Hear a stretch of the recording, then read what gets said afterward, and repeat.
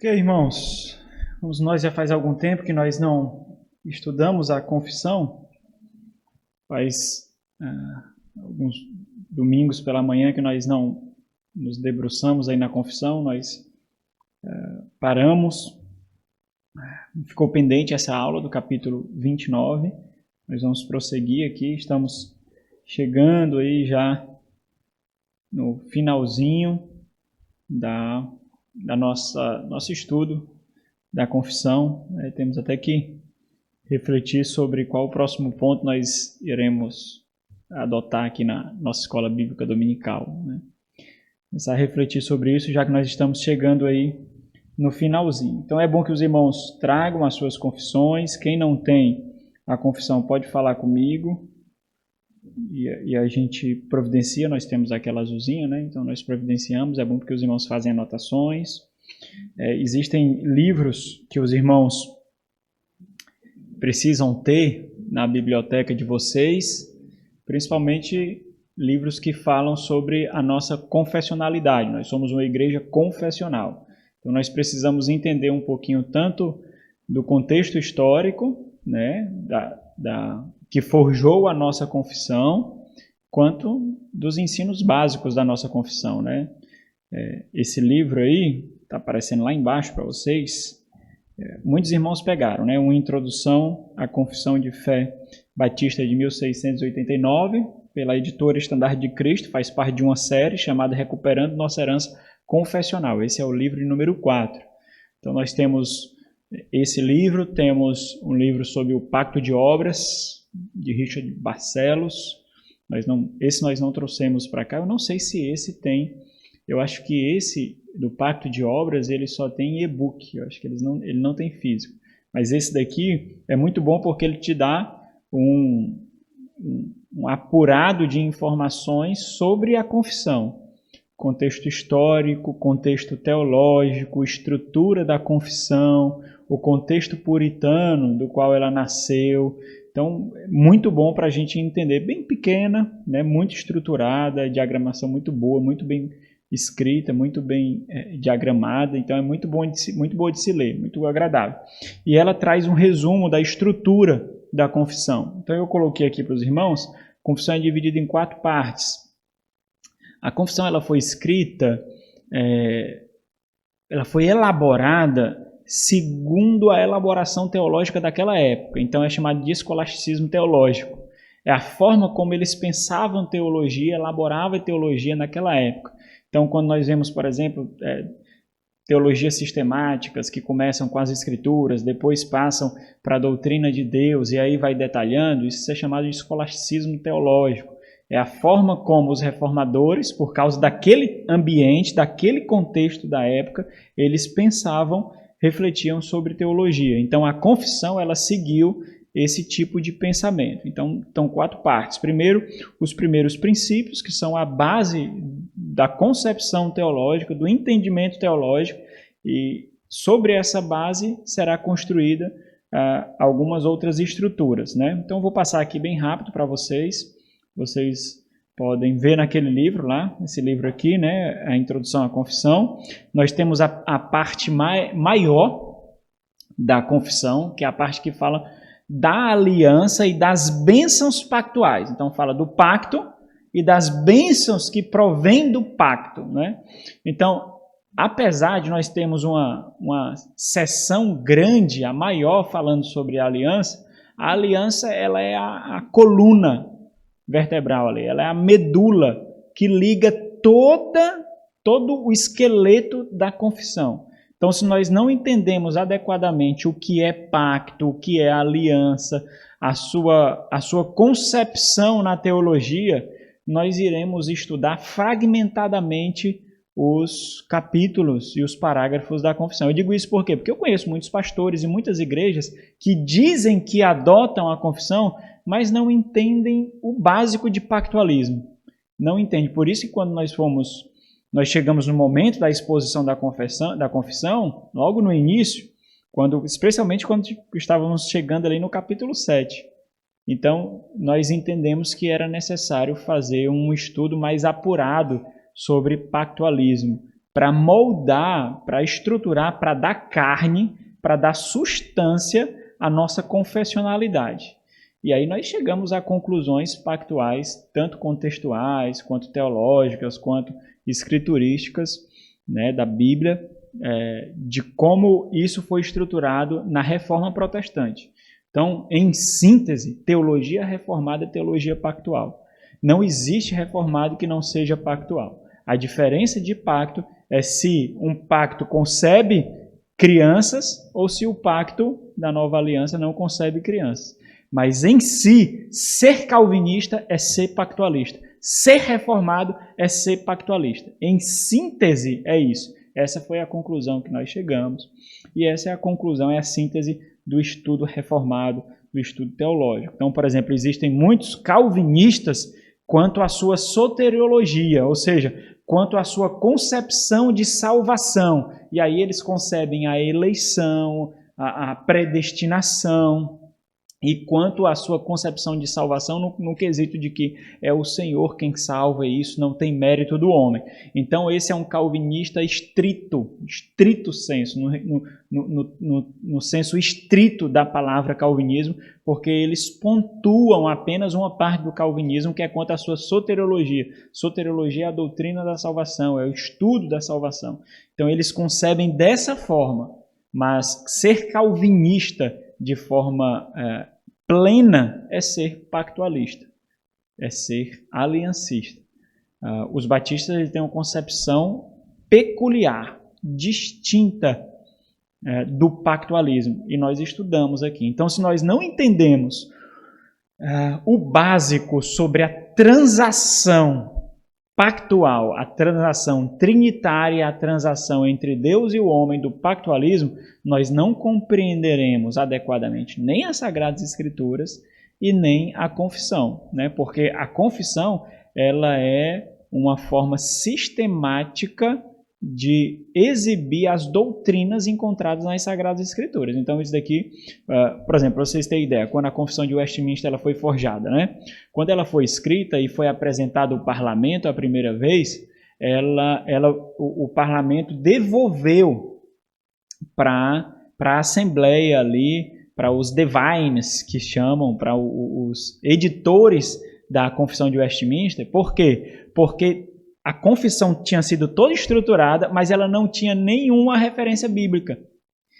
Não foram colocadas, as referências bíblicas não foram colocadas como nós temos hoje. Mas qual era a concepção deles? A concepção deles, e aí eles argumentaram dessa forma, de que eles não colocaram referências bíblicas fragmentadas porque eles não queriam dar a ideia de que a estrutura de toda a confissão ela é fragmentada. Ela é uma concepção do todo da Bíblia e não de fragmentos da Bíblia. Então, por isso que quando nós colocamos aqui algumas partes de parágrafos da confissão e nós vemos ali, né, várias referências bíblicas, nós não devemos ter a ideia de que é somente aquela referência bíblica que fundamenta aquele ensino, porque muitas vezes as referências bíblicas se repetem e outras vezes não existe um versículo que fala explicitamente, mas um princípio que é formado por vários versículos. Então, eles não quiseram dar a entender que a confissão de Westminster foi forjada fragmentadamente, mas foi uma elaboração teológica de toda a Escritura. Mas mesmo assim eles colocaram. E aí sobre isso foi formada então a Declaração de Savoy, que é uma declaração congregacionalista, né? Ainda é pedobatista, mas entende a autonomia da igreja, e sobre essas duas, com mais tendo como fundamento também a Confissão de 1644, que é a primeira confissão de Londres, Confissão Batista, foi forjada a Confissão Batista. Então, existem esses pilares. A Confissão de 1684, a Confissão de Westminster, a Declaração de Savoy e a própria elaboração teológica de William Collins e Nehemiah Cox, que foram os editores da Confissão de Fé Batista de 1689. Ok? Então, nós tivemos 7 aulas, basicamente. 7. A introdução do capítulo 7 foram 7 aulas. Né? Foi? Acho que foi. Aí depois nós expomos o capítulo 7, porque nós vimos uma introdução sobre confessionalidade, depois nós estudamos 3 aulas sobre o dispensacionalismo, o contexto, o clássico, que é a tradição dispensacionalista, o revisado, que serviu de ponte para o progressivo, que é o que nós temos hoje, e nós estudamos o pacto da redenção, o pacto de obras e o pacto da graça, para depois expor a confissão, né? Então, está tudo aí na internet, tem os áudios, tem os vídeos, é só vocês consultarem novamente, né? Então são materiais que nós precisamos consultar, por isso, graças a Deus, nós temos agora equipamentos para poder fazer gravações, porque serve de mecanismo de consulta posteriormente, quando nós formos estudar de forma mais profunda. Ok? Então, o entendimento sobre a aliança é extremamente importante, porque nós vamos entender o que isso quer dizer. Nós vamos entender como Deus se relaciona com o seu povo. Como o plano de Deus se desenvolve. Ele se desenvolve através de alianças.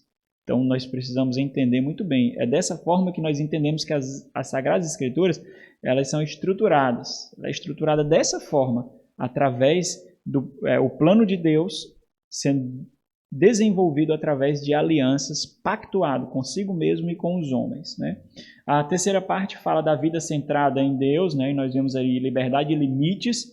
Essa é uma seção grande também, que vai do capítulo 21 até o capítulo 30, e aqui nós vemos também o ensino da igreja, que é a parte onde nós estamos. E a quarta fala do mundo que há de vir, esse capítulo 31 e capítulo 32. Então é bem sintético, porque escatologia nunca foi um assunto peculiar da Reforma.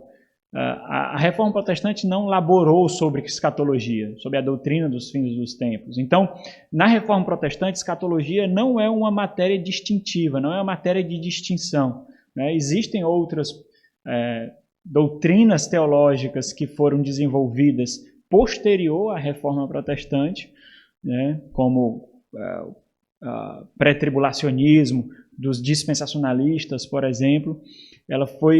Isso foi desenvolvido posterior à reforma. Então, escatologia não nos divide enquanto teologia, né? A não ser se nós estivermos aí desarraigados do contexto histórico, né? Então, por exemplo, já existiram. É muito difícil porque a teologia não cabe aí, né? Porque geralmente quem tem uma concepção aliancista, por causa do seu desenvolvimento entre os testamentos, ele acaba chegando naturalmente ao amilenismo. A ideia de que o milênio não é um número literal, mas é só um tempo antes, entre a primeira vinda de Cristo e a última vinda de Cristo. A última vinda de Cristo vai ser marcado por momentos mais rigorosos, de maior tensão, maior dificuldade, maior dor, maior sofrimento, que é chamado então da tribulação. E então a igreja vai passar por isso e depois disso o Senhor Jesus Cristo vem, por causa desse desenvolvimento, né? E isso foi desenvolvido mais na frente, bem mais na frente. O pré-tribulacionismo é do século XIX para o século XX, nasceu há pouco tempo. Antes disso, nós temos apenas fagulhas. O pré-tribulacionismo é a ideia de que a igreja vai ser arrebatada antes da tribulação, ela não vai passar pela tribulação. Então, isso foi desenvolvido muito breve. Nós temos pequenos fragmentos, pequenos, nos pais da igreja, em alguns pontos históricos, mas pequenos. Agora, enquanto teologia formada, nós não temos isso até o século XIX ou até o século XX. Que diga que nasceu de passagem por causa de uma visão de uma mulher, Rebeca alguma coisa que eu esqueci, e debaixo disso, sobre isso, nasceu o dispensacionalismo, por incrível que pareça, né? Por causa dessa visão, dessa profecia dessa mulher, John Nelson Darby, ele começou a fazer alguns estudos e desenvolveu o dispensacionalismo, e aí nós temos vários ensinos aí até o dia de hoje, né? Então, escatologia não é um ponto de distinção. Nós temos, no primórdio da igreja ali, nós temos muito pré-milenistas, a ideia que o milênio ele é um período distintivo na história do povo de Deus. É um período identificável de paz. É um período em que nós veremos de forma mais intensa o Senhor Jesus Cristo assentado no trono de Davi e reinando em plena paz sobre a terra. Ele é marcado visivelmente pelo início e ele é concluído, né?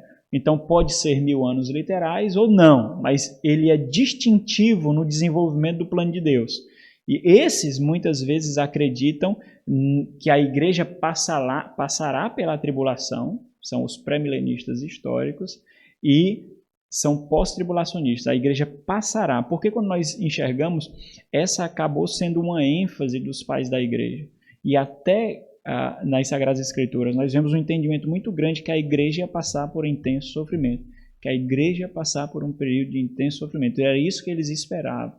Então essa concepção de que a igreja vai passar pela tribulação, ela é bem mais sustentável, bem mais evidente. Então nós temos reformados que são pré-milenistas e nós temos reformados que são amilenistas. Evidentemente o amilenismo ele acaba assentando melhor na harmonia da teologia pactualista, né?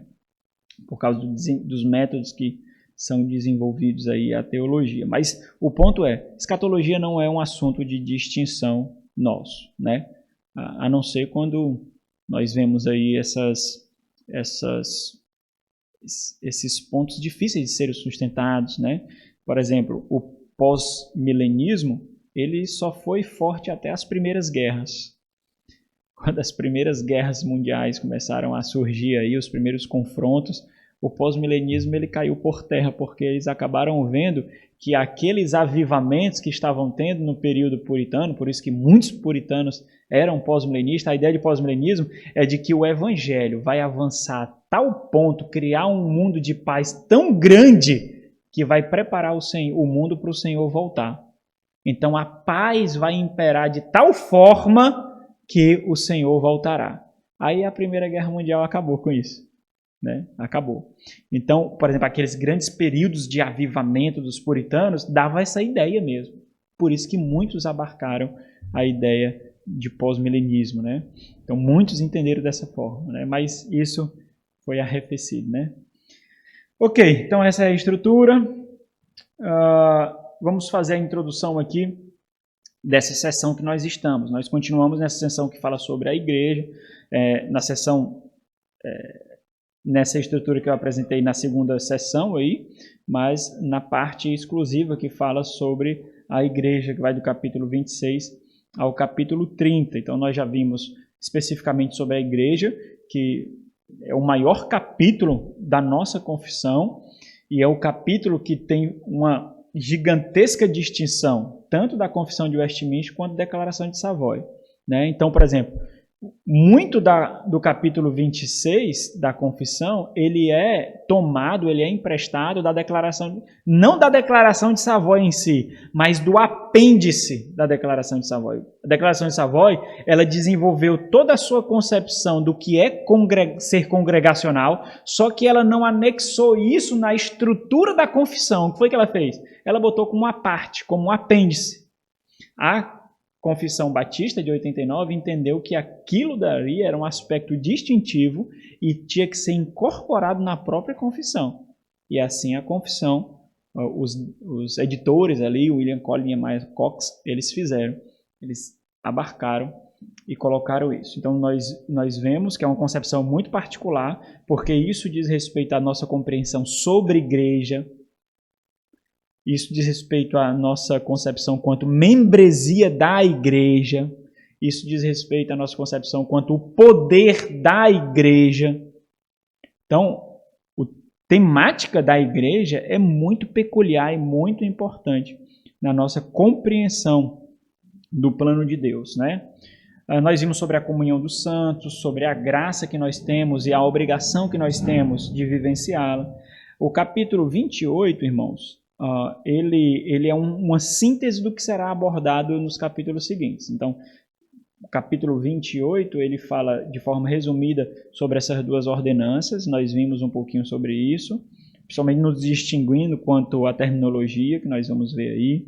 Às vezes eu tenho a sensação que eu estou falando muito difícil aqui, né? Se eu estiver falando muito difícil, vocês perguntam aí, porque às vezes a gente lê tanto o material e acaba absorvendo a linguagem deles, e aí não percebe, né? Mas se eu tiver, vocês perguntam, tá bom? Então, esses capítulos, ele trata dos diversos aspectos da concepção e vida da igreja. Por exemplo, O que é a igreja no plano de Deus? Quem deve fazer parte da igreja? Qual é o papel da igreja na recepção daqueles que proclamam serem crentes? Qual é o poder da igreja? O que é esperado da igreja? Então, isso é o que nós cremos, irmãos. Nós olhamos, todos nós temos uma confissão, mesmo aqueles que não adotam uma confissão visível, mas todos seguem uma confissão. A grande diferença é porque, enquanto confessionais, a nossa confissão pode ser consultada. Quando ela está só na sua mente, ela não pode ser consultada, mas você tem uma confissão. Mas quando ela está na sua mente, ela não pode ser consultada. Nós temos uma confissão clara, né? Se alguém perguntar assim, às vezes você não vai conseguir saber estruturar detalhadamente como um capítulo da confissão, né? Então esses homens, meus irmãos, eles se debruçaram durante anos para forjar a confissão, né? Então não queiramos nós, né, tomar de forma gravada na mente todos os pontos, né? Mas a teologia ela tem que ficar guardada. E de repente alguém pergunta para você, o que é que você entende sobre os sacramentos? O que é que você entende sobre os sacramentos ou as ordenanças? Né? E aí você tem essa ideia, talvez não bem estruturada, mas o que é que você faz? Você vai lá na confissão e estrutura. Porque você já tem o entendimento, você já tem a crença, mas você não tem tão estruturado. Então, você vai lá na confissão e esboça isso. Então, a confissão é uma síntese de como nós enxergamos as Sagradas Escrituras. Ok, desde a compreensão da igreja no plano eterno de Deus, como também das responsabilidades de esperança, né, manutenção e ordem, bem como das mutualidades daqueles que a constituem, né? As mutualidades são uns aos outros, são os uns aos outros que nós enxergamos na Bíblia. Na última aula, que nós já tivemos há algum tempo, nós estudamos sobre a rejeição da Confissão de 89 ao termo sacramento. O primeiro ponto de rejeição é o mais conhecido, é o amplamente conhecido entre os batistas, né? Que é sobre o termo em si. Porque na concepção católica, né? Na concepção católica, o termo ele representa algo, ele significa algo. É a ideia de aquele rito, ele opera algo. Então, se o batismo representa a regeneração, o rito carrega a graça para regenerar, né? Pela obra operada.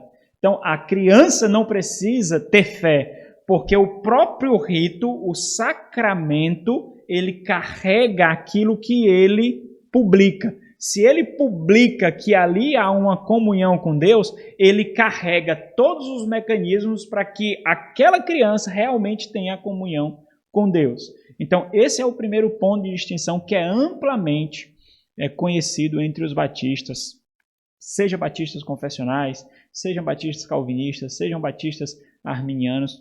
Todo tipo de batista entende que sacramento é uma aproximação da teologia da Igreja Católica, por causa do termo em si. Esse é o ponto de distinção. O segundo ponto de divergência é bem menos conhecido, né? Bem menos conhecido mesmo. Eu mesmo me deparei com a compreensão dessa divergência quando eu estava estudando fazendo as pesquisas sobre esse capítulo, né? A divergência é por causa da apresentação histórica, né? Por causa da história em si. Por quê? Porque o termo, né, o sacramento, ele carrega uma teologia. A forma como ele foi traduzido pelas edições latinas, em latim da Bíblia, foi traduzido como mistério. E mistério dá a ideia, carrega o conceito de algo a ser revelado. E esse algo a ser revelado precisa ser revelado por alguém. Nós entendemos que essa revelação deve vir de quê? Das Sagradas Escrituras. A Igreja Católica tomou para si a prerrogativa de autoridade, de que esse mistério é revelado por quem? Por ela mesma. Por ela mesma. Por isso que as encíclicas papais, os documentos históricos da Igreja Católica têm o mesmo peso de autoridade das Sagradas Escrituras, porque eles têm a autoridade de sacramentar, assim como eles têm a autoridade de tornar alguém santo, canonizar alguém. Então, eles têm essa autoridade.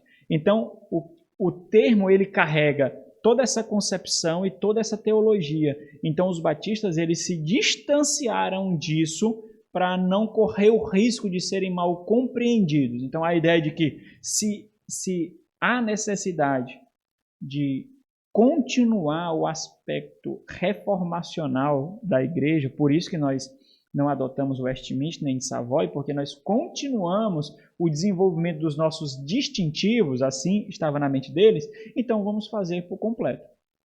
Então, as terminologias foram retiradas, aquilo que poderia dar um entendimento dúbio foi retirado também, porque eles quiseram deixar bem claro os seus pontos de distinção, né? Não de separação no sentido quanto à comunhão, mas de distinção por questões de consciência. Inclusive, isso está lá no... Se você pegar a confissão, está lá no início. Alguns estão lá no fim, que é uma carta aos leitores, ao leitor leigo. Uma carta ao leitor leigo, né? Está lá no fim ou no começo da confissão? Acho que é no fim, se não me engano. E eles falam claramente que é por questões de consciência. Não é porque nós não nos consideramos irmãos, mas por questão de consciência, escravo das Sagradas Escrituras, nós temos que mostrar a nossa distinção, né? Ok, alguma pergunta até aqui, irmãos? Foi informação demais, foi não? Ok, este breve capítulo da Confissão de 89, ele sintetiza de forma muito enfática, então ele é breve, mas ele enfatiza pontos que já foram abordados até aqui. Para nós estudarmos a questão do batismo aqui, é muito simples, porque nós já vimos toda a estrutura que foi desenvolvida até aqui. Nós vemos toda a teologia, nós vemos todo o ensino, nós sabemos o que significa nova aliança. Nós sabemos que a substância da nova aliança é completamente diferente da substância da antiga. Não são administrações da mesma substância, que assim os pedobatistas compreendem. Por isso que eles incluem as crianças como parte da antiga aliança por meio da circuncisão, e se é apenas uma administração diferente da mesma aliança que havia na antiga, qual é o problema também de nós incluirmos crianças na nova aliança, pelo rito que marca a entrada, que é o batismo, assim como era o rito que marca a entrada da antiga, que é a circuncisão. Então, nós compreendemos que são substâncias diferentes. Então, quando nós chegamos no capítulo 29 aqui, é tranquilo entender o batismo, entender o porquê dele, a concepção dele. Então, são particularizados alguns pontos aqui, né? Então, ele marca enfaticamente a teologia em poucos e pequenos parágrafos, destacando marcas distintivas batistas. E eu coloquei aqui um ponto e algumas citações para nós entendermos assim, realçarmos o que significa o batismo, né, em aspectos mais profundos, né? Então, o batismo ele é colocado nas Sagradas Escrituras como uma profissão de fé. O ato do batismo ele proclama algo, ele grita algo, ele diz algo àqueles que assistem. Então, o batismo não é uma coisa para mim, entende? O para mim foi a fé. O batismo é para o público. O batismo é para a igreja. O batismo é para quem vê. Não é uma representação de algo que aconteceu aqui dentro. Esse teólogo diz o seguinte: o batismo é quando a fé se torna pública. Eu achei legal isso. O batismo é quando a fé, porque a fé é onde? É aqui. O batismo é quando a fé se torna pública, né? Olha, vocês têm que pegar a distinção que nós fazemos do pedobatismo. Como isso pode ser verdade com o pedobatismo? Não pode ser verdade, né? No batismo, os cristãos se identificam não para si mesmos, mas para outros, em meio aos outros, porque são ritos que outros fazem. O batismo faz da fé algo visível. Achei legal isso também. O batismo faz da fé algo visível. Você proclama algo, né? É como Pedro fala ali, fazendo a comparação das águas do dilúvio com as águas do batismo. É como o pastor John Piper fala sobre o batismo, como ele disse algo. Uma vez eu ouvi uma citação do pastor Piper eu não consegui encontrar mais. Ele diz algo parecido, que o batismo é um grito do coração por Deus. É um grito público do coração por Deus, né? Muito bonito. Voltar-se para Jesus em fé e batismo é identificar-se com Ele e seus seguidores e se distanciar daqueles que o rejeitam. Embora a teologia continue a mesma, né, esse capítulo da Confissão de 89 não mostra dependência de linguagem da Confissão de 1644, abordado lá nos artigos 39 e 40. Então, o que foi que a Confissão de 89 fez? Mesmo olhando para a Confissão de 44, a Confissão de 89 ela formulou diferentemente do que estava na Confissão de 44. Isso nos indica, então, que esse capítulo foi formulado pegando a mesma teologia, mas não usando as mesmas linguagens. Ele foi formulado pelos dois editores aí, William Collins e Nehemiah Cox. Ok, então eu trouxe aqui uma elaboração de um artigo sobre o significado do batismo enquanto um sinônimo para a fé. Qual é a ideia aqui? A ideia é de que não há distinção entre batismo e fé. Nós enxergamos nas Sagradas Escrituras em muitos pontos que um está ligado ao outro quanto à sua representação. Ou seja, quando eu tenho fé, necessariamente, intrinsecamente, eu anseio pela publicação dela, que é o batismo. Então, por exemplo, ter fé e não querer ser batizado. Querer ser batizado sem fé, né? São concepções estranhas, porque um está ligado ao outro. Então, eu vou ler para vocês aqui o batismo como profissão de fé. O batismo faz da fé algo visível, concede ao crente, à igreja e ao mundo algo para o qual olhar. Quando você confia em Cristo, você torna essa decisão visível no batismo. Isso ajuda a explicar por que os autores do Novo Testamento frequentemente falam do batismo de formas que poderiam ser tomadas como indicativo de que as bênçãos da salvação vêm por meio do próprio batismo, por causa da ligação com que tem. Quando eles queriam se referir à conversão como um todo unificado, os autores do Novo Testamento frequentemente empregam o batismo como atalho para a coisa toda. Considere, por exemplo, Gálatas 3, 26 e 27. Vamos abrir. Gálatas 3. Esse é só um exemplo dessa ligação quase que intrínseca, né? Não é intrínseca, meus irmãos, porque ela não efetua aquilo que ela comunica, certo? Se ela comunica regeneração, isso é uma proclamação, mas ela não efetua a regeneração, ela não opera a regeneração. Eu achei isso é importante por quê? Porque na própria concepção pedobatista, há momentos em que não há distinção, em que nós lemos, eu vou colocar para vocês aqui, de teólogos do passado, que defendem o pedobatismo enquanto aquilo que ela representa, mas não faz a devida distinção, não coloca a devida descontinuidade, a tal ponto que eles ficam bem próximos daqueles que acreditam da regeneração batismal. E foi por causa disso que os batistas tiveram muito cuidado com o termo e com a teologia, para se distanciar deles. Ali foi um período de distinção, certo? Não havia necessidade, por exemplo, de falar, vamos fazer uma confissão aqui só para colocarmos o nome Batista.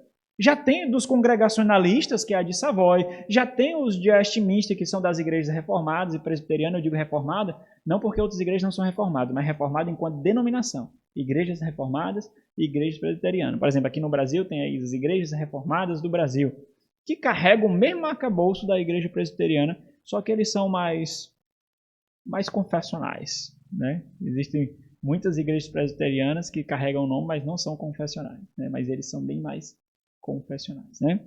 Então, não foi assim, vamos fazer uma confissão para chamar de nossa.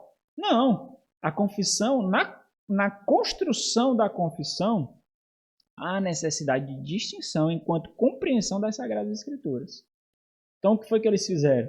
Eles pegaram trabalhos de homens de Deus, trabalhos que foram feitos pelos editores de Westminster, trabalhos que foi feito sobre a Confissão de Westminster pelos congregacionalistas, que é a Declaração de Savoy, e eles colocaram na mesa a Confissão de Westminster, os padrões ali, né, que é o breve catecismo, o catecismo maior também, e colocaram ali a Declaração de Savoy e a ordem das igrejas congregacionais da Declaração de Savoy, que é o apêndice da Declaração de Savoy.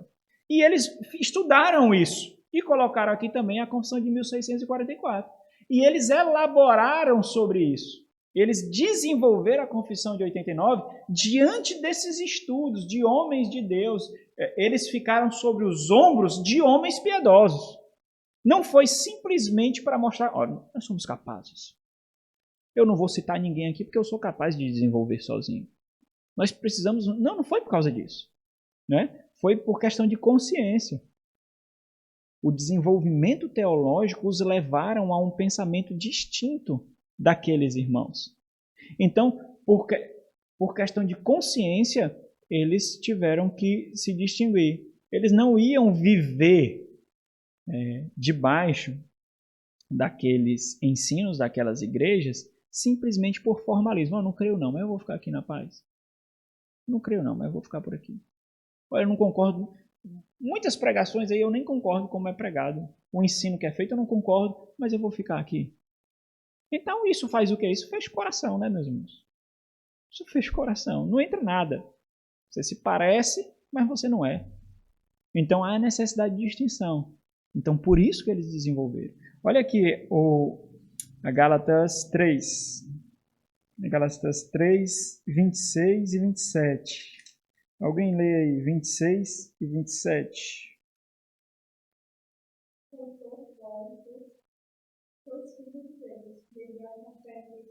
Ok, presta atenção. Todos vós são filhos de Deus, mediante o quê? A fé em Cristo. Pode continuar. Porque todos foram batizados em Cristo de Cristo e o Espírito de Cristo. O batismo representou o quê? 27. Porque todos sois, porque o batismo representou algo. Olha o que ele diz aqui. Considere Gálatas 3, 26 e 27. Estaria Paulo dizendo que nós somos feitos filhos de Deus pela fé, mas unidos, que é o versículo 27, unidos a Cristo somente no batismo? Estaria ele parcelando os componentes da nossa salvação e atribuindo alguns à fé e outros ao batismo? É claro que não. Essa linguagem que ele está usando é uma linguagem harmônica. Um representa o outro, entendeu? Isso estaria em contradição com todo o seu argumento. Em vez disso, ele está usando batismo e fé de forma intercambiável. A ideia é de que aquele que se batisma, ele está proclamando algo interior. Ele está tornando visível algo interior. Existe uma junção, uma união. Enquanto tal, o batismo é a personificação visível de uma guinada decisiva de alguém. Do pecado para Cristo. Né? Uma guinada do pecado para Cristo. É uma forma simbólica de dizer diante de Deus, à igreja e ao mundo, por isso que o batismo e a ceia é uma pregação, é a dramatização do evangelho. Ele proclama algo. Então, o que é que ele está dizendo? Eu renuncio ao meu modo de vida anterior, arrependendo-me dos meus pecados e confio em Cristo somente para a salvação. Então, por exemplo, aqui entra a concepção de igreja. Aqui entra a ideia que você tem de igreja. A igreja é aquela que ratifica o que está no seu coração. A igreja é um instrumento autenticador das suas palavras. do seu coração. Esse é o poder da igreja. Ela que tem as chaves. É ela que tem que olhar para o seu passaporte e dizer: é verdadeiro. Ela é embaixada. Ela é verdadeira. Não, ela é falsa. Ó, seu passaporte é verdadeiro. Ó, o seu é falso. Olha, o seu ele está com rabiscos aqui. Vamos deixar um tempo para a gente analisar melhor. Vamos consultar melhor para ver se é verdadeiro. Não chegarmos à conclusão precipitadamente. Dá um tempo aqui para ver se é verdadeiro. Entende? O batismo, o que é? É o sinal de que a igreja autenticou aquela fé. Carimbou.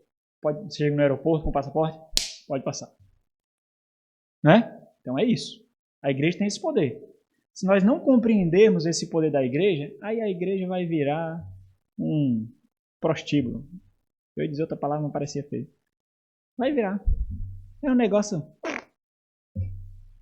Todo mundo... Mas pastor, você não sabe o que está no meu coração. Mas pastor, aí vira...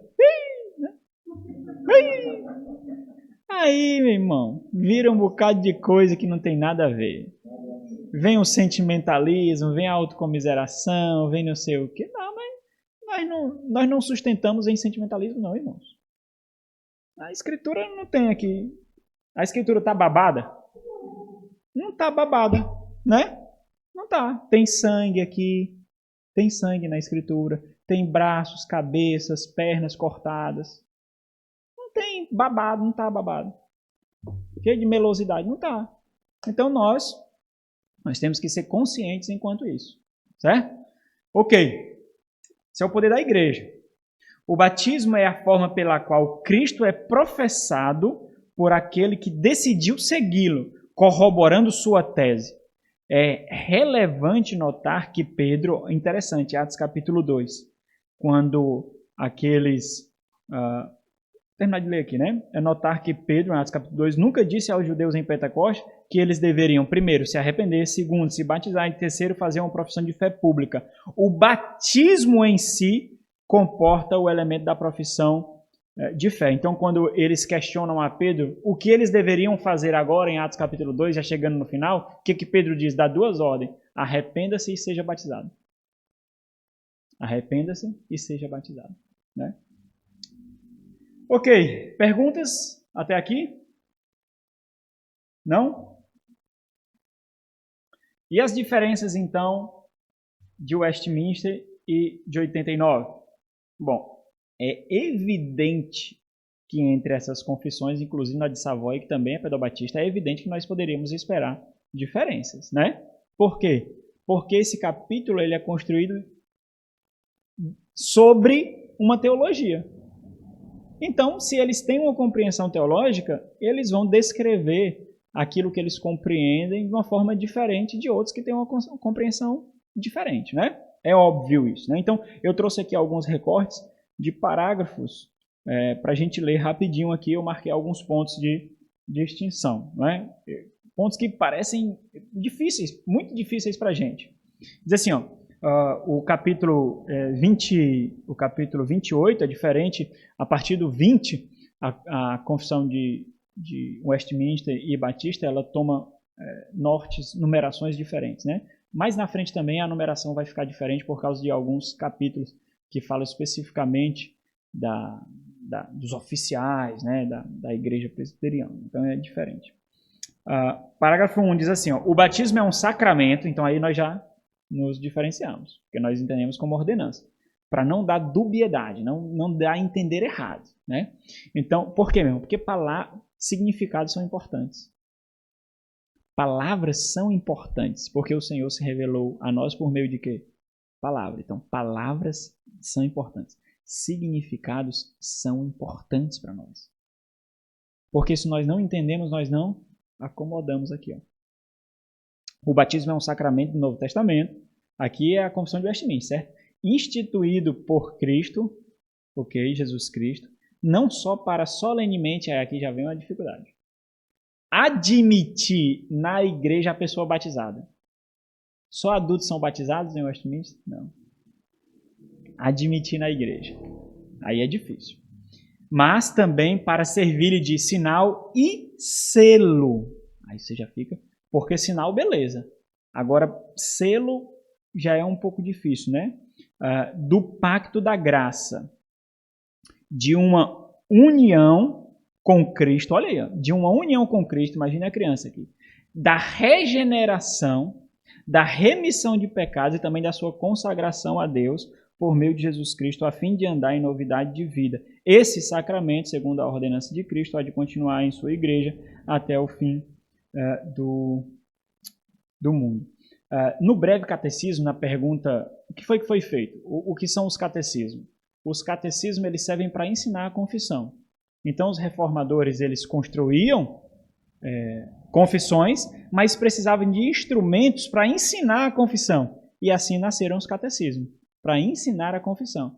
Então, o breve catecismo, o catecismo maior de Westminster, eles servem para ensinar a confissão. Então, no breve catecismo, na pergunta 94, diz, o que é o batismo? Aí ele responde, o batismo é um sacramento no qual o lavar com água em nome do Pai, do Filho e do Espírito Santo demonstra em cela a nossa união com Cristo, a participação das bênçãos do pacto da graça. Por isso que os presbiterianos dizem, é o filho da aliança.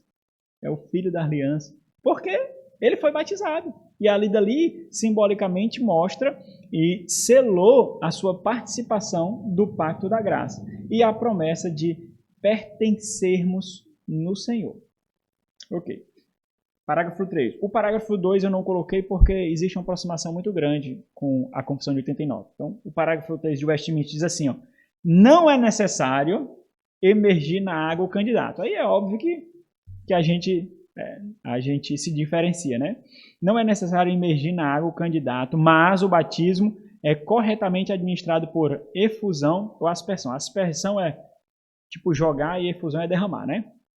Ou afusão. Efusão ou afusão. Ok. Parágrafo 4 de Westminster. Não só, olha aqui, meus irmãos, não só os que professam a sua fé em Cristo e obediência a Ele, né, que deve ser administrado, mas também os filhos dos pais crentes, por mais que seja só um, devem ser batizados.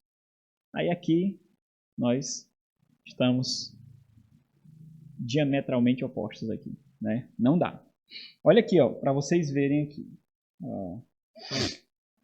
Eu peguei aqui um comentário de um teólogo muito influente, presbiteriano, do século XIX, A. Rod. Ele comenta esse ponto, ele diz o seguinte, ó, ao construir a natureza humana e ordenar a propagação de filhos através de pais, Deus, em todos os aspectos, fez a condição do filho, enquanto criancinha, depender da condição do pai. Olha o raciocínio. O pecado do pai afasta a criança de Deus. Portanto, a fé do pai aproxima a criança de Deus. Por isso que ele pode ser batizado. Aí nós temos dificuldade com isso, né? Ok. 5, parágrafo 5 do Westminster. Posto que seja grande pecado desprezar ou negligenciar essa ordenança, é evidente que é, contudo a graça e a salvação não se acham tão inseparavelmente ligados a ela, que sem ela uma pessoa não possa ser regenerada e salva, ou que, aí aqui já vem a margem para se eximir de filhos que não permanecem na fé. Não sejam indubitavelmente regenerados todos os que são batizados. Olha, ele recebeu o selo e o sinal, mas pode ser que eles não sejam regenerados, lá na frente eles vão demonstrar isso. Acabou com o que representa o batismo, irmão. O batismo, ele anuncia algo, não anuncia? Então acabou. Aqui eles já começam a se afastar para se eximir da culpa. Pode ser que não seja, né? Porque isso vai depender, o que ele diz no parágrafo seguinte, isso vai depender da providência de Deus. Aí colocou a culpa em Deus, né? Ó, o Rod, ele diz o seguinte, ó, a intimidade, né, o Rod. Ele diz o seguinte, o batismo não pode ser, olha aqui, isso é perigoso. O batismo não pode ser o único ordinário meio de regeneração. Então quer dizer que ele pensa em outros, não quer não? E quer dizer que esse aqui é um. Ele só não é o único. Olha como é perigoso isso. O batismo não pode ser o único ordinário meio de regeneração. Porque a fé e o arrependimento são os frutos da regeneração, mas não são os frutos da regeneração, mas o pré-requisito do batismo. Olha o parágrafo 6. A eficácia do batismo, e aqui ele já começa a oferecer desculpas também. A eficácia do batismo não se limita à eficácia, né? O fim, eficácia diz respeito ao fim e eficiência diz respeito aos meios. Então, eficácia é o fim, o resultado. A eficácia do batismo não se limita ao momento em que é administrado, porque ele simboliza a regeneração, ele sela a regeneração.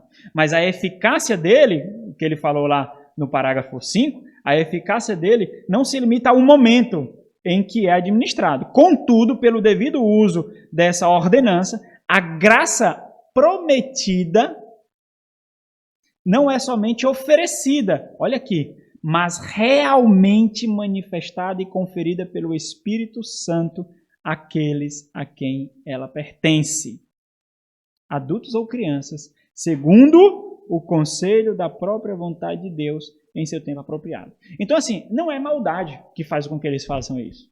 É a concepção teológica. Existiram homens que receberam a circuncisão na antiga aliança e não foram devotos ao Senhor? É evidente que sim. Se a aliança tem a mesma substância e a mesma Jesus Cristo administra de forma diferente, mas a mesma substância lá, então qual é o problema de fazer a mesma aplicação teológica aqui? Eles não são circuncidados. Agora a circuncisão é no coração. Mas Colossenses capítulo 2, versículo 12 em diante não tem nada a ver com esse tipo de ligação não, apesar de haver paralelos. Certo?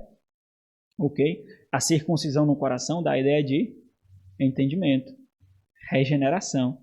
As leis, Jeremias 31, as leis estão gravadas onde? No coração. Certo? Não tem a ver que aquele ato em si ela vai formar uma condição no coração. Não tem nada a ver isso, né? Então, esse é um desenvolvimento teológico. Então, eu coloquei no grupo lá para os irmãos uma palavra do irmão Paul Washer, dizendo que a sua esposa precisa de quê? De teologia. E é isso mesmo que precisa, de teologia. Não precisa de mimimi, de bababá, de bbb, não precisa disso. Precisa de teologia. Você não precisa de autoajuda. Sua criança não precisa de autoajuda. A sua criança, seu filho, precisa de teologia. Eu já me peguei em momentos muito difíceis no meu casamento e da minha fé. Mesmo quando estava fazendo um seminário ali. E o que me salvou foi duas coisas. A compreensão correta sobre a soberania de Deus e o entendimento adequado sobre as doutrinas da graça. Foi teologia, foi doutrina que fundamentou a minha esperança, a minha fé. Então nós não precisamos, algumas vezes nós não precisamos sequer que alguém enxugue as nossas lágrimas, algumas vezes nós precisamos que alguém faça nós chorarmos mais. Teologia, doutrina. Por quê? Porque isso toma a mente e o coração. Toma. Né? Então nós precisamos disso, porque é isso que vai forjar. Aqui, os irmãos de Westminster, eles forjaram toda uma tradição teológica e eclesiástica com base numa concepção teológica. Eles são maldosos? Não são. Questão de consciência eles fizeram isso. Assim como por questão de consciência nós nos divorciamos dele enquanto teologia. Né? Então teologia é importante. Né? Então, são poucos parágrafos, apenas 4 parágrafos, né? O Westminster tem mais parágrafos, se não me engano tem 6. E nós vamos ver aqui o significado espiritual do batismo, né? O parágrafo 2 nós vamos ver os sujeitos adequados ou as pessoas apropriadas para receber o batismo. E o parágrafo 3 e 4 nós vamos ver os seus elementos e o modo que envolve ali a água, em nome da Trindade e a imersão da pessoa. Até aqui, perguntas, irmãos? Todas possíveis.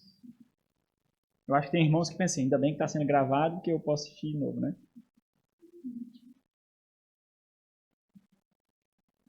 Ok. O batismo, seu significado espiritual. A confissão de 89 inicia como ela costuma fazer. Se você prestar atenção, lá naquele livro, a introdução, a confissão diz como a confissão inicia e como ela é desenvolvida, a redação da confissão.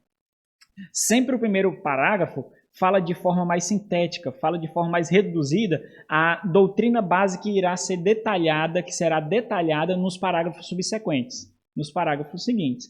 Aqui é do mesmo jeito. Ela resume a doutrina básica, a doutrina principal que vai ser tratada naquele capítulo, e ela, fazendo isso, nesse capítulo, ela define, por exemplo, o que é o batismo e o que ele representa. Então faz uma pergunta a esse parágrafo. O que é o batismo? O que ele representa? E ela vai responder isso aqui. Então eu trouxe uma citação para vocês de Erskine Collins. Ele diz o seguinte: o batismo é uma representação viva da regeneração. Olha, interessante, ó. Representação, certo? Ele exibe algo. O batismo é uma representação viva da regeneração. Portanto, só pode agir sobre crentes, porque ele representa a regeneração. O apóstolo Paulo alude ao batismo quando fala ao lavar da regeneração em Tito 3,5.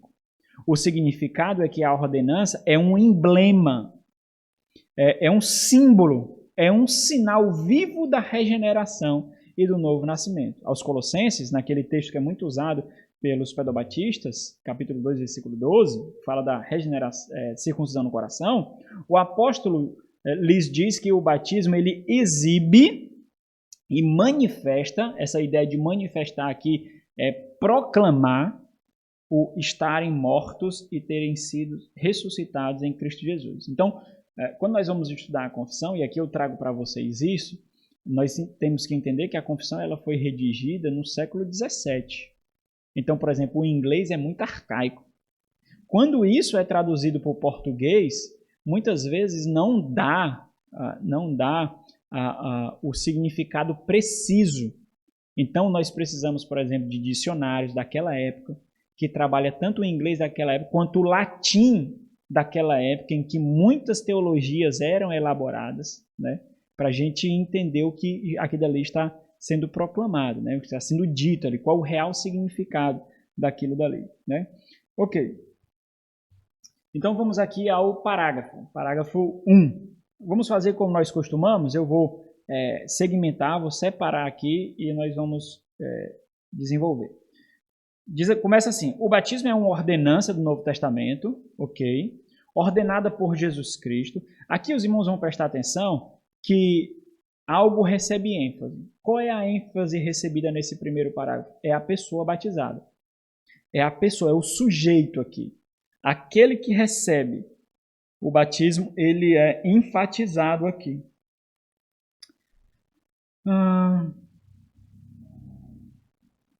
Ok. O batismo é uma ordenança do Novo Testamento ordenada por Jesus Cristo, sendo para a pessoa batizada um símbolo de sua comunhão com Ele, em sua morte e ressurreição, e de sua união com Ele.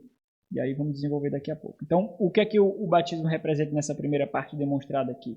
O batismo não é simplesmente um símbolo ou um rito, ele é uma mensagem. Ele comunica algo, ele proclama algo, ele exibe algo. Então, o batismo é um sinal visível de realidades invisíveis.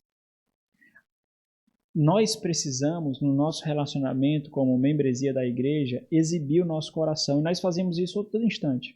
A forma como nós conduzimos o nosso lar, a forma como nós trabalhamos, a forma como nós nos relacionamos com os nossos irmãos, a forma como nós nos submetemos aos nossos líderes, a forma como nós exercemos as práticas espirituais, todo momento nós estamos exibindo o coração. O batismo é um rito dado à igreja para a exibição do coração, para exibir realidades invisíveis do coração. Né? Então nós lemos aí Romanos 6, né? Nós já lemos Romanos 6. Então, olha a simbologia representada. Morte e ressurreição. Morte e ressurreição. Então, o batismo ele dramatiza algo. Ele encena algo. Morte e ressurreição. Vamos ler Colossenses, eu já fiz referência, né? Colossenses algumas vezes. Colossenses 2. Colossenses 2, ao versículo... Ok, a partir do 11. Eu botei 12 aqui, nós vamos ler o 11. Colossenses 2, 11, diz assim: nele, né, em Cristo Jesus, também fostes circuncidados. Olha, então aqui que já mostra a circuncisão como algo espiritual, né? Nós somos neles, porque nós somos adotados pelo Pai por intermédio de quem? Dele. Amados pelo Pai em quem? Nele. A ideia de em, meus irmãos, essa preposição da língua do Novo Testamento, dá a ideia dentro dele, achado nele, em ele, certo? Então, nele também fostes circuncidados, não por intermédio de mãos. Olha a diferença. Então já mostra aspectos distintivos do que acontecia na antiga aliança. Porque através do seu sangue surgiu a nova aliança. Não por intermédios de mãos. Então não adianta formalismo, não adianta ritos sem vida, não adianta o exterior sem o interior, porque aquilo ali já era feito e levou o povo a quê? A condenação. Mas, olha aqui, no despojar do corpo da carne. Meus irmãos, criança pode fazer isso? Como é que criança se despoja do corpo da carne? Lembra lá, Colossenses faz paralelo com Efésios. Então, quando você coloca as duas cartas em paralelos, existe muita harmonia entre as duas, né? Então, o que é que acontece? Essa linguagem de Paulo é a mesma usada por Efésios para nos falar do processo de santificação, que dia após dia nós nos despimos do velho homem, do velho Adão. A ideia de tirar uma roupa. Como é que criança faz isso? Criança não faz isso, irmãos. Criança não faz isso, né? Então, olha aqui, eu estou aplicando uma teologia para preparar a simbologia do que para ela representar algo aqui, certo? Então, nos despojar do corpo da carne, que é a circuncisão de quem? De Cristo, não de Moisés, não de Abraão, de Cristo. Ok? Coloca entre aspas aí Abraão, porque Abraão ele creu em Deus por meio de quê? Da fé e tal. Então, tem duas aplicações da aliança abraâmica. A aplicação enquanto antiga aliança e a aplicação olhando para frente enquanto nova aliança, né? O pai da fé. Então, coloca entre aspas aí. Mas nos despojar da carne, do corpo da carne, que é a circuncisão em Cristo. Olha aqui, a circuncisão em Cristo, tendo vocês experimentado algo, tendo sido sepultados. Vocês foram enterrados de verdade? Vocês morreram corporeamente, né? Não. Tendo sido sepultados juntamente com ele. Por quê? Porque vocês são achados em ele, nele. Sepultados juntamente com ele, onde? Olha a simbologia. Deitar e levantar. Sepultados no batismo, no qual igualmente fostes ressuscitados mediante o meio pelo qual a ponte de acesso foi o quê? A fé. No poder de Deus que ressuscitou dentre os mortos. Então, esse texto aqui é usado para fazer paralelo de igual concordância do batismo e da circuncisão. Mas nós vemos que não é isso, né? Não dá isso. Ok? Gálatas nós já lemos também. Ok. Ele também proclama o quê? O perdão de pecados, né? A ideia de que nós fomos perdoados. Alguém abre aí Efésios 1:7 e outra pessoa abre em Atos 22:16. Porque Efésios 1:7 diz o que ele proclama. E Atos 22:6 diz a ação de proclamar. Alguém lê primeiro Efésios 1:7. E o qual temos a redenção pelo seu sangue, a remissão dos pecados, segundo a riqueza da sua graça. Ok, como eu proclamo isso? Atos 22:16. E agora, porque te demoras, levante-te, receba o batismo e leva os teus pecados. E proclama o nome dele. Aí. Então eu estou proclamando algo que eu experimentei. Foi isso que você experimentou. Você teve os teus pecados perdoados. Você não se contém, você exibe isso. Você manifesta isso. mesmo naquele contexto, correndo o risco de perder a vida, de ter a sua família massacrada por causa da sua proclamação. Mas você não se contém. A nova criatura não se cala quanto a isso. A nova criatura não se contém quanto a isso. Ele deseja proclamar de quem ela é dona agora, não mais de Satanás, não mais do seu corpo da carne, não mais do pecado. Ela é de Cristo. Ela é de Cristo. E como Paulo diz, morrer para mim é o quê? Lucro. Por quê? Porque eu vou estar com Ele. Que é incomparavelmente melhor. Eu vou estar com Ele. Eu entendi que não existe mais morte para mim. Não existe. Eu não morrerei. É simples assim.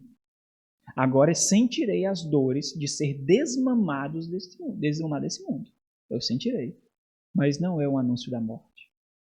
Mas é um anúncio de que a nova era está me tomando. Está tomando a mim.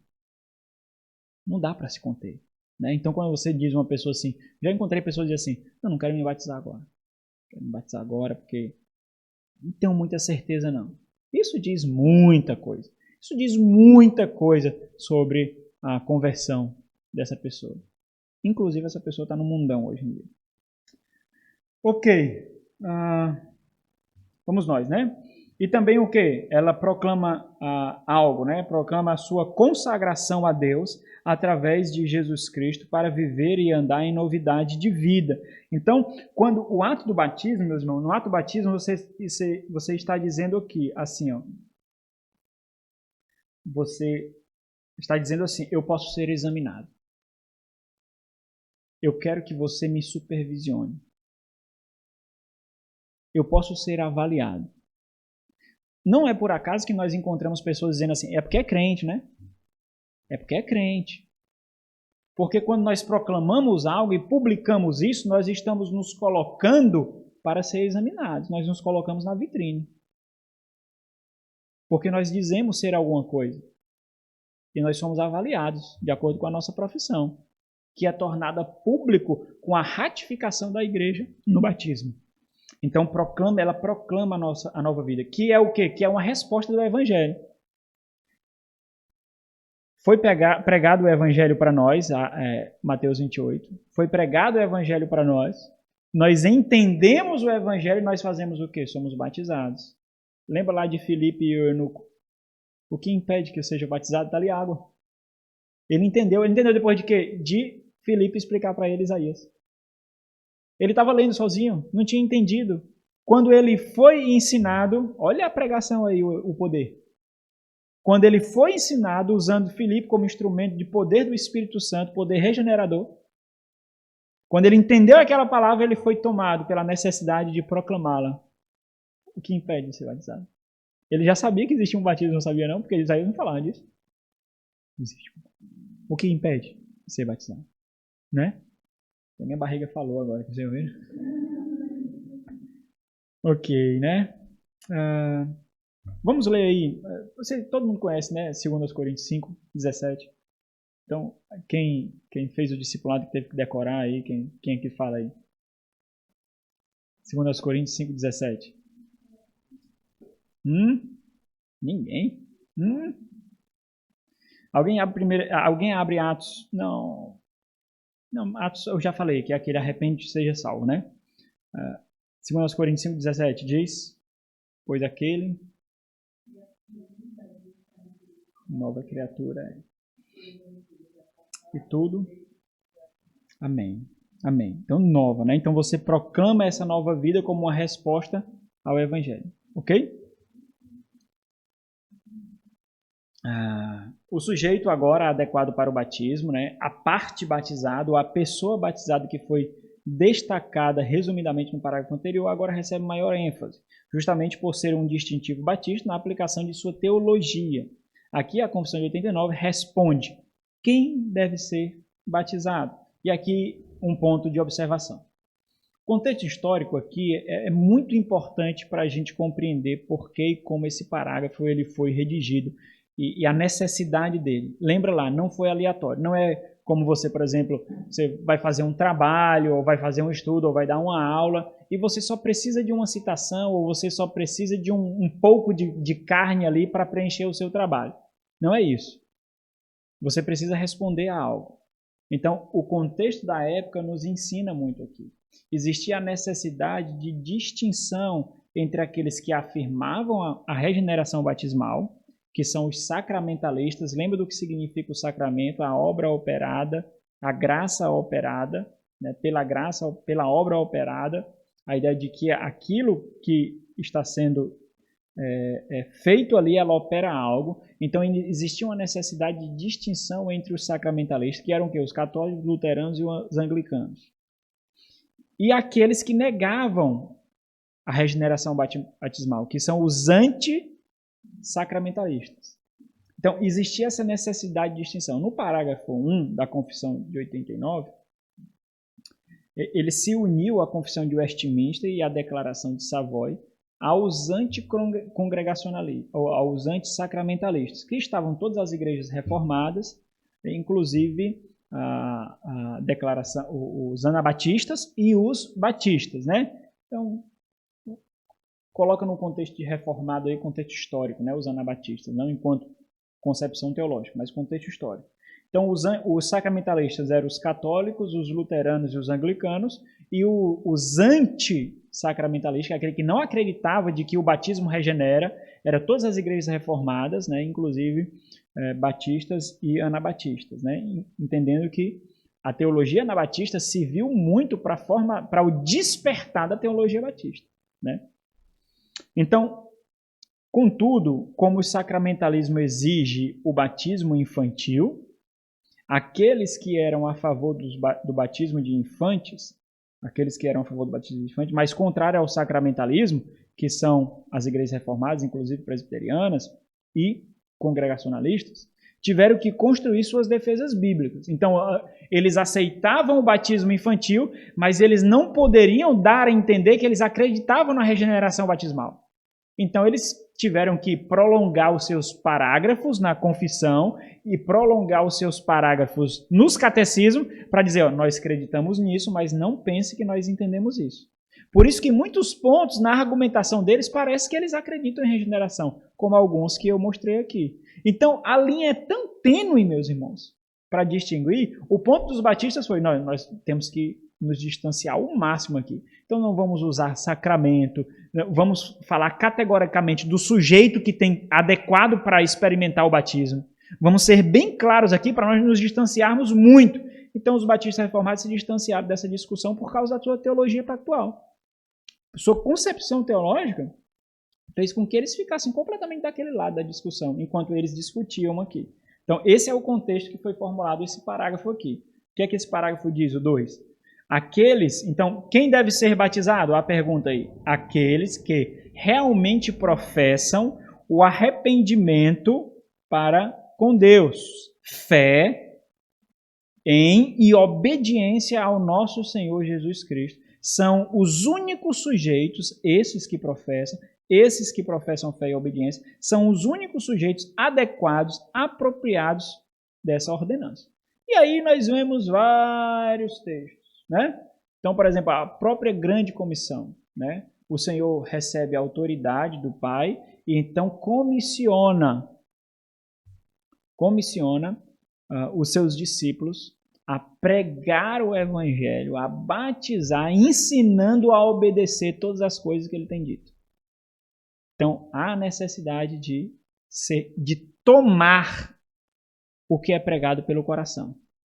Tomar, receber, incorporar o que é pregado pelo coração. Há essa necessidade, né? Abra aí o texto que eu fiz referência já, Atos 8:12. Atos 8:12.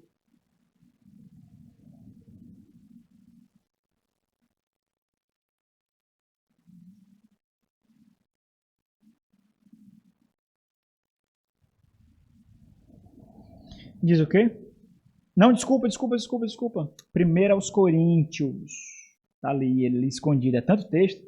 1 aos Coríntios 8:12.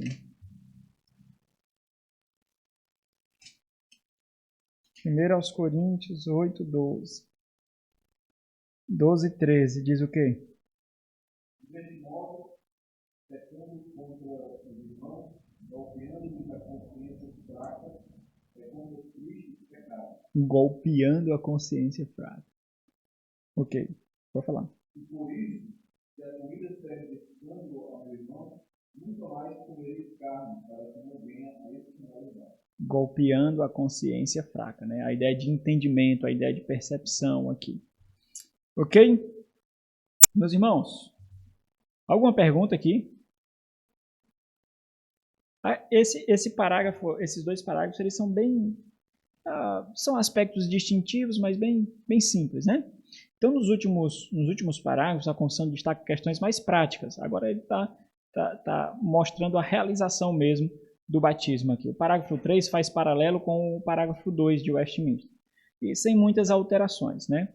A água aqui ela é usada no rito para representar, a ideia de representar é de dramatizar algo. Não é uma representação sem um simbolismo carregado. Ela dramatiza algo, ela representa algo. Por exemplo, a limpeza, a ideia de que houve arrependimento, do perdão dos pecados, a purificação. A autoridade, por sua vez, né, em nome do Pai, do Filho e do Espírito Santo, a autoridade é apontada para as pessoas da Trindade. É interessante, por quê? Porque mostra com quem aquele que está sendo batizado ele está sendo pactuado. Ele está sendo objeto do pacto da redenção. Aquele pacto que comissionou o Senhor Jesus Cristo para a criação da nova aliança em Cristo Jesus. Aquele pacto entre Pai, Filho e Espírito Santo, aquele pacto trinitário que faz desenvolver-se o pacto da graça, no plano da redenção do Senhor. Então, o ato do batismo, na autoridade do Pai, do Filho e do Espírito Santo, representa que aquele que está sendo batizado está sendo pactuado com Deus Trino. Ele está entrando num pacto com Deus Trino. Então, os irmãos observam a solenidade, a responsabilidade e o rigor daquilo que acontece. O problema de nós percebermos isso, e essa é uma luta muito grande, por quê, meus irmãos? Porque se nós participamos de igrejas muito grandes, igrejas glamouriosas, igrejas que têm todas as formalidades, igrejas que têm pessoas servindo, igrejas que têm até check-in para você fazer parte nela, pastores e líderes que não chegam perto do povo, que ostentam os seus ternos, ostentam as suas riquezas, que são muito distantes. Aí muitos que participam de igrejas assim percebem a solenidade, o respeito. Porque a própria estrutura impõe isso. Opa, nós estamos aqui. Ó, fique quieto. Mas quando é uma igreja pequenininha como essa? Como é uma igreja sem glamour para o mundo como essa? Às vezes a gente não entende a formalidade, a solenidade, o rigor e a responsabilidade. Por isso que é uma questão de coração. É uma questão de coração. Então nós temos que entender que mesmo nos frontes menores do avanço do reino, o evangelho deve ser observado, requerido com o rigor que a Escritura tem, com o rigor que a Escritura exige, mesmo sem pompa. Mesmo sem pompa, nós devemos entender isso. Nós fazemos por causa da compreensão e não por causa do exterior que exibe algo e nos força a fingir, nos força a dramatizar algo que não acontece no nosso coração. Nós experimentamos por obediência, por compreensão. Então, olha o que acontece. Numa casa longe, alugada por final de semana, onde pessoas são batizadas, ali existe uma solenidade pactual sendo representada. Onde a igreja, pequenina que ela seja, ela ratifica aquela proclamação, ratifica aquela conversão, autentica o reconhecimento do habitante do reino de Deus. Então, é tudo isso que é proclamado, né? Então, vamos ver aqui o parágrafo 3. O parágrafo 3 diz assim: o elemento exterior a ser usado nessa ordenância é a água, na qual a pessoa deve ser batizada, né? Então, a água é o elemento, não precisa ler nenhum versículo, né? Você sabe que utiliza a água para batizar. Né? Outro ponto. Em nome do Pai, do Filho e do Espírito Santo, aqui é o vínculo pactual. Né? Vocês também conhecem a grande comissão. A diferença da grande comissão é o quê? Que é o que acontece muito hoje. É a grande omissão. Né? Acontece muito a grande omissão, deixando de lado a grande comissão. Né? Infelizmente. Mas isso é o que acontece. Porque não é só falar, não é só batizar. É ensinar a obedecer. Isso exige um pouco mais. Né? Ok. Então é isso. A água, nesse segundo parágrafo aqui, ou desculpa, no segundo parágrafo que a gente trata nesse slide, mas no último parágrafo, que é o quarto da confissão, ele deve ser observado com um pouco mais de cautela. Por quê? A confissão 89 aponta o modo fidedigno de batismo. Com isso, ela não está fechando, eu vou colocar aqui para vocês verem logo, qual é o modo fidedigno de batismo segundo a sua concepção bíblica? É imergir, é afundar, é mergulhar. Por várias formas. Por quê? Porque o termo mesmo, batizo, o termo mesmo, tanto na língua bíblica quanto na língua secular, no grego bíblico quanto no grego secular, significa afundar, mergulhar, morrer, sepultar. Significa isso tudo. Então, enquanto terminologia, o modo adequado é mergulhar.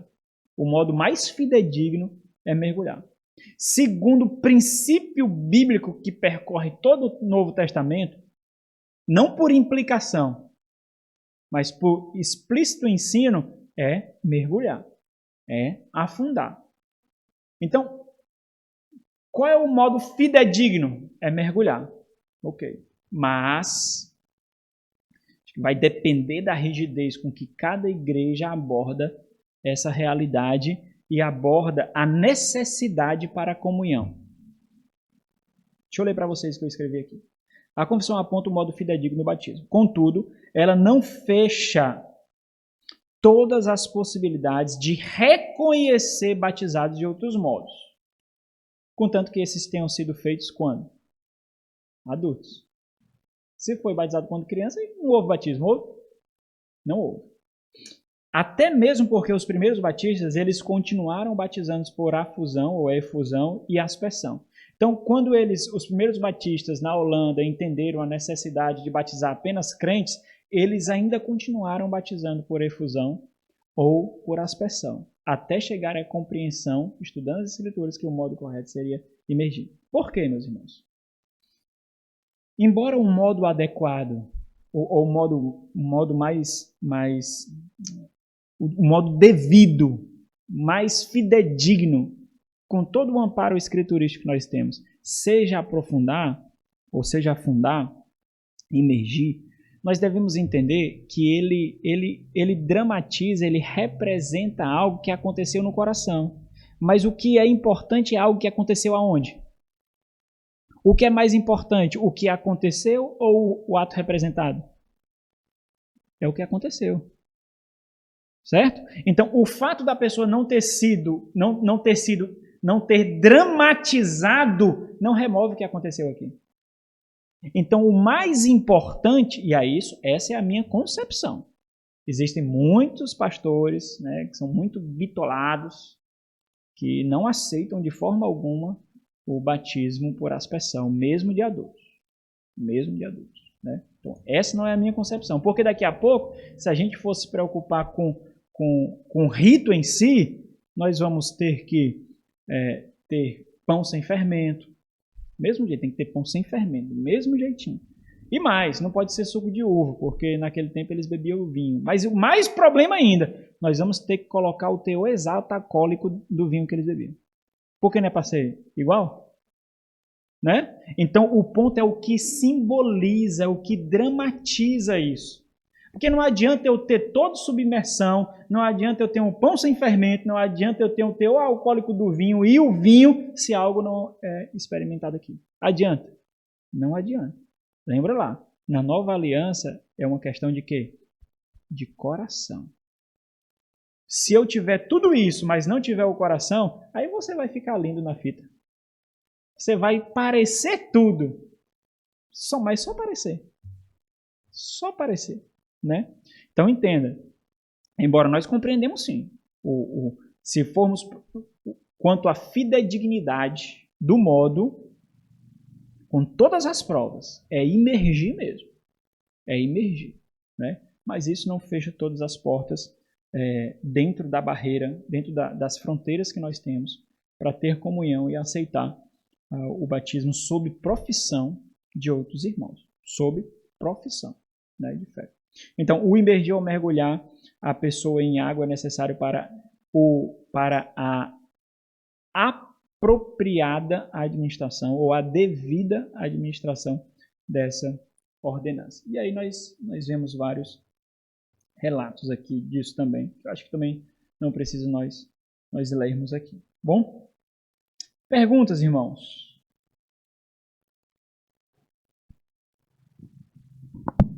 Sobre a questão do batismo do Espírito Santo, tem alguma explicação assim? Parece que tem um Atos 8, ele fala, né, que eles iam em Samaria e chegaram lá porque eles não tinham ainda sido batizados pelo Espírito Santo. Só em nome de Jesus Cristo, né? A gente fala dos discípulos de João Batista, né? Que eles não tinham ainda sido batizados com o Espírito Santo.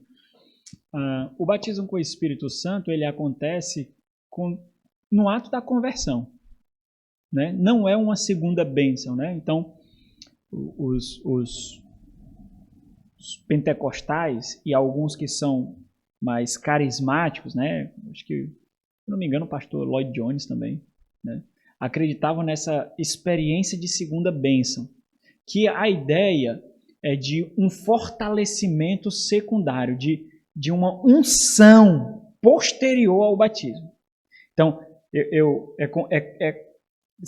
seria como se fosse quantitativamente em poder. Então, todo aquele que é convertido, todo aquele que nasce novo, ele recebe o Espírito Santo. Nós somos adotados pelo Senhor, Efésios capítulo 1 todinho, nós somos adotados pelos amados em Cristo, adotados pelo Senhor, e recebemos o que? O selo. Então, todos aqueles que estão em Cristo, eles são selados com o Espírito Santo. A experiência de intimidade e poder fizeram alguns teólogos desenvolverem a realidade, tentarem responder à pergunta, por que alguns têm e outros não? Por que alguns são mais dados e outros não? Por que alguns lutam, evidenciam mais e outros não? Só é possível por causa da segunda bênção, da segunda experiência do batismo. E aí esses entenderam. Em Atos capítulo 2, na verdade em Atos todinho, tem muitos que não chamam Atos dos Apóstolos, chamam de Atos do Espírito Santo. Porque nós vemos o Espírito Santo formando aquilo que o Senhor disse em Mateus 16, que ele fundaria a sua igreja. Então nós vemos ali em Atos a fundação da igreja, colocando as bases para a fundação da igreja, formando a igreja, criando ofícios e separando pessoas para o ofício. Nós vemos ali. Então nós vemos as pessoas sendo contempladas pela mesma coisa que os discípulos receberam. Em Atos capítulo 2, os discípulos recebem o Espírito Santo. Ali é um testemunho de que eles receberam as promessas do Antigo Testamento. Receberam as promessas que estavam destinadas no Antigo Testamento.